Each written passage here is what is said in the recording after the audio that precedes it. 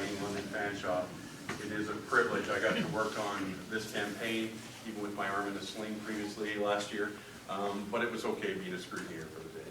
I want to thank Teresa Armstrong for coming today and speaking, and it's a privilege to have her here today. And Teresa, thank you. If you could speak, that'd be great.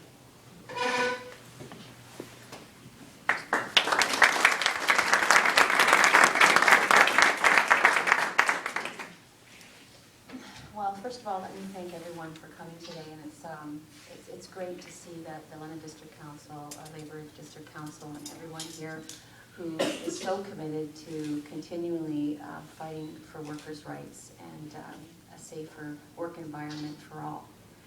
And I'm really pleased to be here and that you've asked me to join you here today. It is definitely a somber day. I'm glad to be home here with friends to mark this important occasion. I want to talk for a few minutes about the day of mourning, and then some disturbing facts and a few recent cases, and finally about the importance of the NDP and the labour movement to advancing the rights of workers and their families. Back in 1984, it was our sisters and brothers within QP who started Workers' Memorial Day. A year later, April 28th, the Canadian Labour Congress declared it an annual day of remembrance. 5 years after that, the Canadian government observed that date in 1991, and it became the National Day of Mourning for persons killed, injured, or made sick by the workplace. Today, we commemorate this date, and it has spread to over more than 80 countries in the world.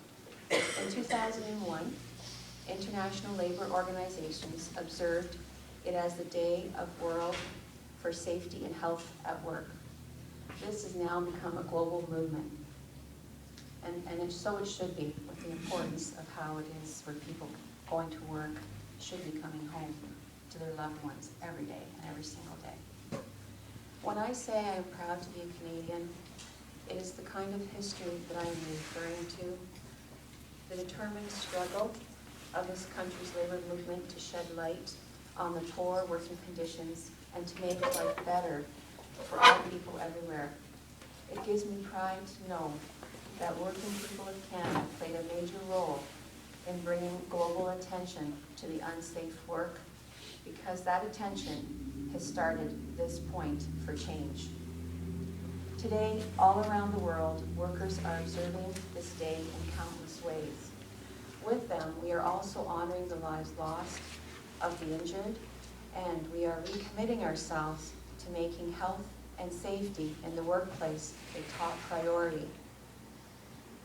I'd like to consider some facts, though they may be somewhat disturbing. On average, nearly 4 workers are killed in Canada on every working day.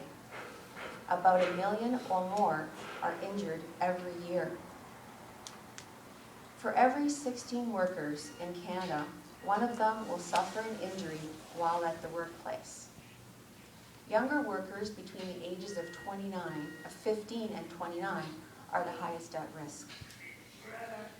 Now, if we just imagine all around the world, including Canada, one person is killed on the job every 30 seconds. That means by the time I'm done speaking, we have lost another 20 people because of unsafe working conditions. And this is an intolerable fact, and it has to be changed. Not only are these facts very bad news for harmed workers and their families in terms of untold pain and suffering, but they are also bad news in the whole of society in economic terms. Workplace deaths and injuries cost us here in Canada $12 billion per year. And to put that into perspective, the Canadian Centre for Policy Alternatives estimates that we can reduce tuition fees in Canada to 1992 levels for just $1.3 billion per year. We can introduce a national pharmacare program in this country for $3.4 billion. We can start an early childhood education and care system for just $2.3 billion. For $2.6 billion, we can provide adequate housing and safe drinking water to people of Canada's First Nation. And after all those investments, we still have $2.4 billion remaining of the $12 billion. In other words, ending workplace deaths, injuries, and illnesses would be an investment that would yield significant returns. Returns that could be used to improving the health and the well-being for everyone in Canada, and that would lead to greater prosperity. Workplace injuries and deaths are rarely in the headlines. I know this because in my riding and in this city, we hear from people constantly who are suffering because of work-related injuries, illnesses, and deaths. And to say such harm is devastating would be an understatement. It destroys lives and tears families apart. When we see the headlines, it is typically the worst of the worst. And we're taking example of the mass explosion recently in a sawmill in British Columbia earlier this week. With each passing day, we learn that the accumulated sawdust was the likely root of this disaster, which resulted in horrific deaths and injuries. This devastation, which has forever changed so many lives for the worst, was almost certainly preventable.